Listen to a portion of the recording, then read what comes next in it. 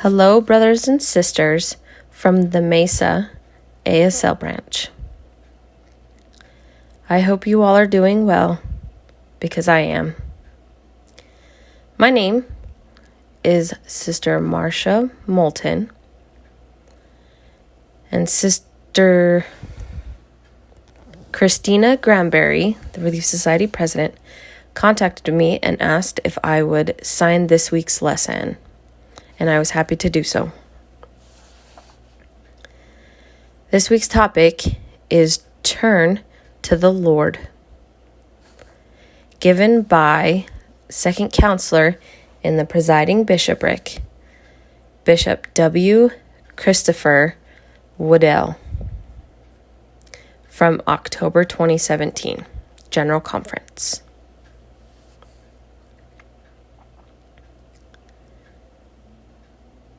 Christopher stated that his wife, mother-in-law, and children were getting super excited and ready for their trip to Hawaii.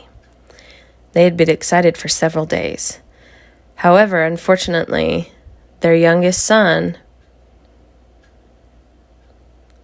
their 4-month-old son, the night before they were supposed to leave, was diagnosed with a double ear infection and could not fly. So Carol stayed home to take care of the baby, while Christopher, his mother-in-law, and the 3 children continued with their planned trip to Hawaii. Christopher was sad and wished that his wife Carol was with him to walk on the beach under the moonlight, to be together. He was excited about that, but unfortunately his wife could not make it. Christopher's message is about how we can respond to changes in our lives. If we can't control what happens, we need to accept whatever does happen to us. Christopher stated about Harry Shumway. On June 6th, 1944, Harry Shumway served in the U.S. Army at Omaha Beach. And then on July 27th, Hiram suffered a severe injury from an exploding tank.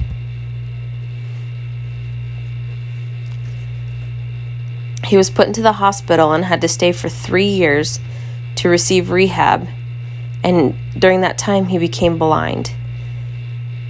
He wanted to become a doctor, but that dream disappeared because he couldn't become a doctor because he was blind. After the 3 years of rehab, he returned to his home in Waddell, Wyoming.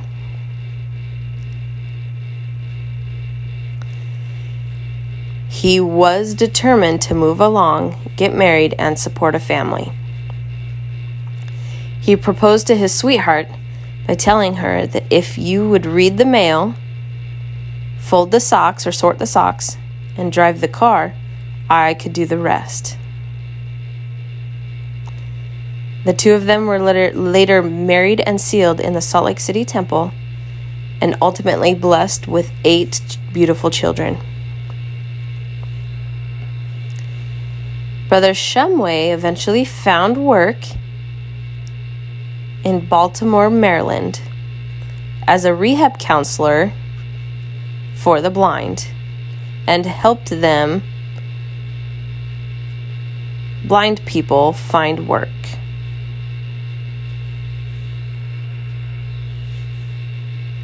He worked there for 8 years and realized that the blind could do the things that he knew they could.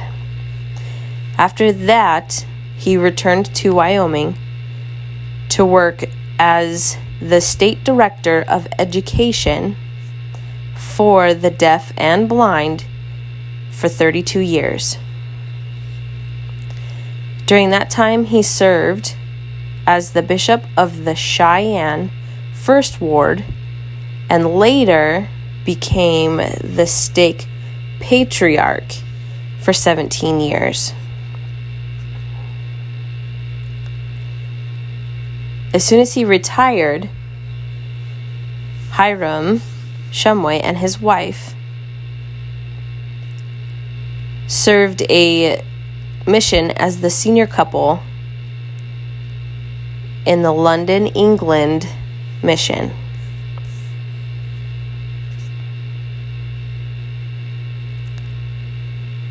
Christopher Waddell described that his life, Hiram Shumway's life, may have changed by war, but he never doubted his faith and divine potential, eternal potential. Like us, we are spirit sons and daughters of God, and we can receive eternal life through faith and hope. The changes and challenges that we face in mortality come in a variety of shapes and sizes, and they impact us in different ways, like the death of a loved one, a bitter divorce, perhaps never having the opportunity to marry, a serious illness or injury. The list goes on. And although each challenge may be unique to our individual circumstances,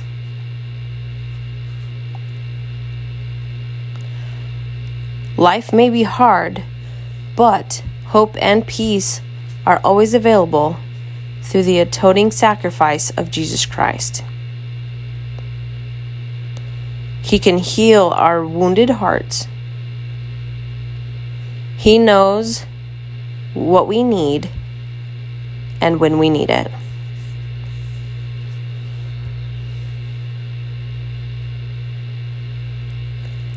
Jesus Christ loves each and every one of us, and He helps us through our personal trials.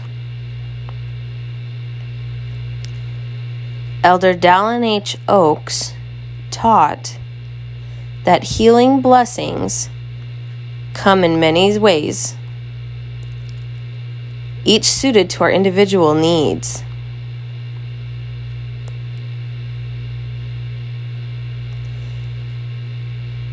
As He is known to Him who loves us best. Sometimes a healing cures our illness or lifts our burden.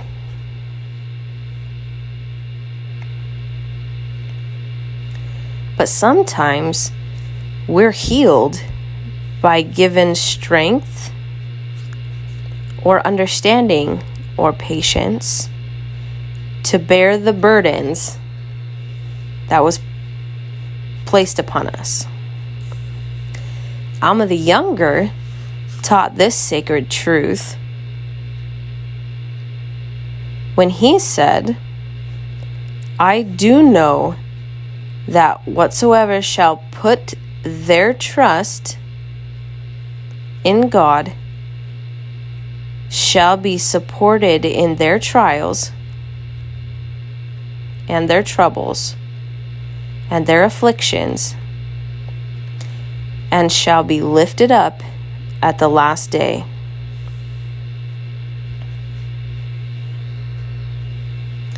The Lord loves us and has provided us resources that we can read and study the scriptures,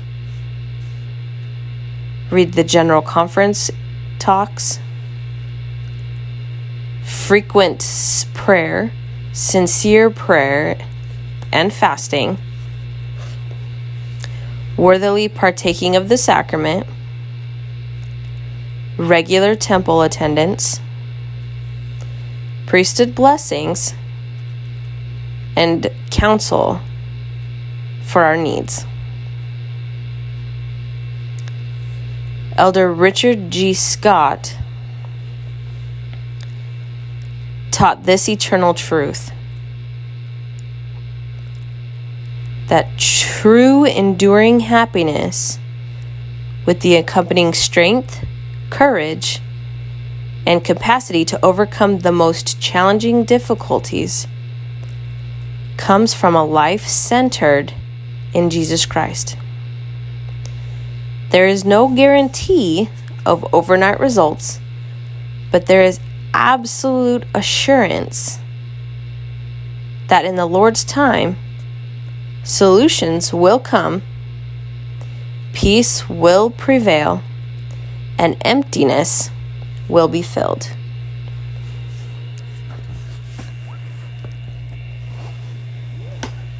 The whole story about how we respond to changes in our lives is like me.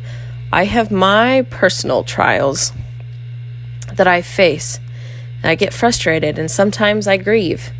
For example, my children make choices that really sadden and grieve me, and it's something that's happened in my life, and I'm not quite sure why, but I choose to rely on the Lord and figure out how I can accept this trial in my life.